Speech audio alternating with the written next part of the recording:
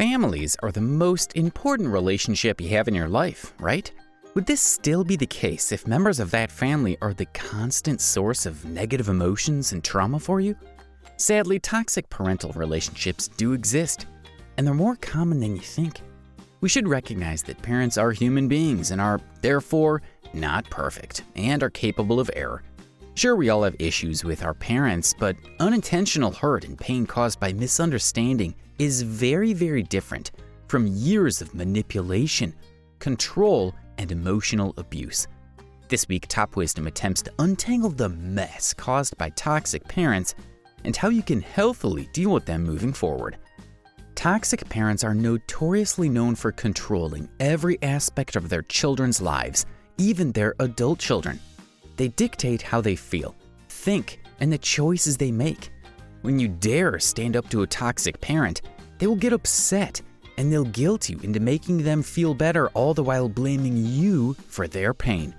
Before we move on, this is a heavy topic, so if it gets too overwhelming, take a few deep breaths. But Top Wisdom is right here with you.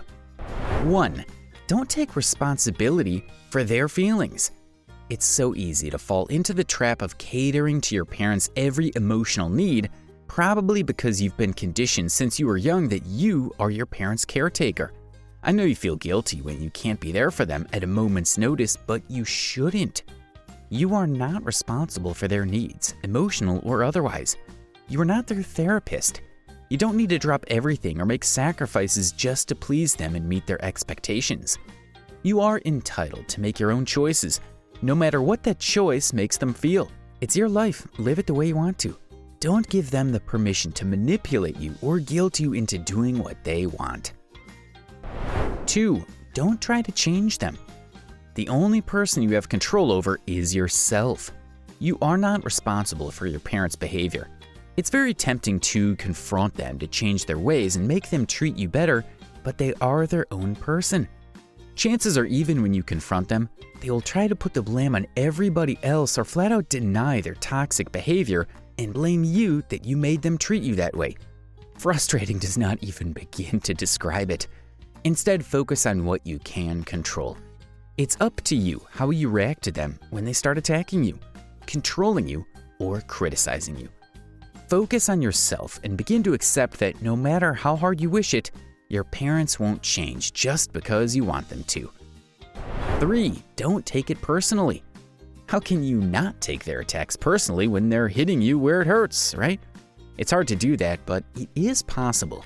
Your parents are everything to you when you're young. It's ingrained in us that what they say is true, even the hurtful things they say about you. Growing up, you'll realize that this is not always the case. Toxic parents will say hurtful and mean things about you.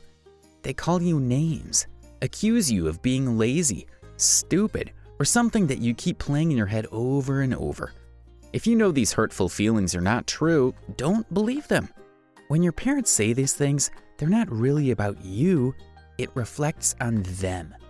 So when they start telling you you're lazy, list 5 things that make that false, like, I work hard in school, I'm employee of the month, I room our house is clean, I take my pets to the vet, I wash all my clothes.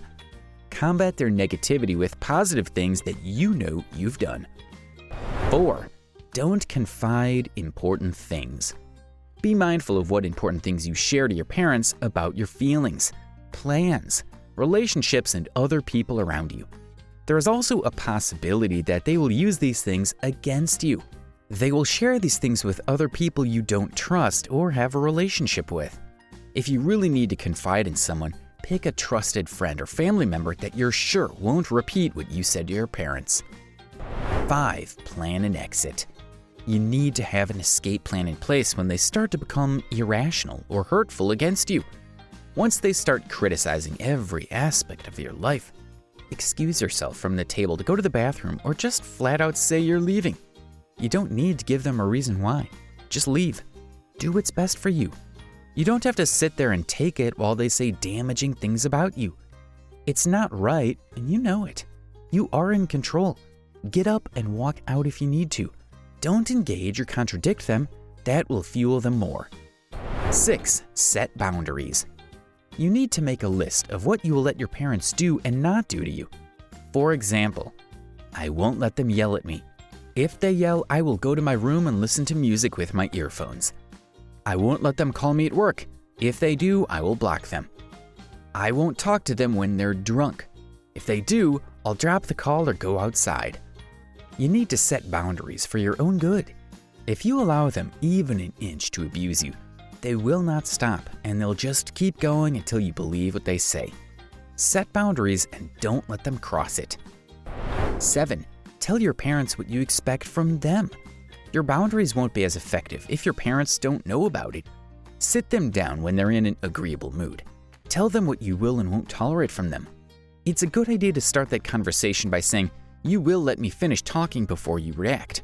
If you interrupt me or scream at me, I will stop talking." Then proceed to list your boundaries and what you will do if they don't respect your limits. Enforce those consequences and don't apologize for them.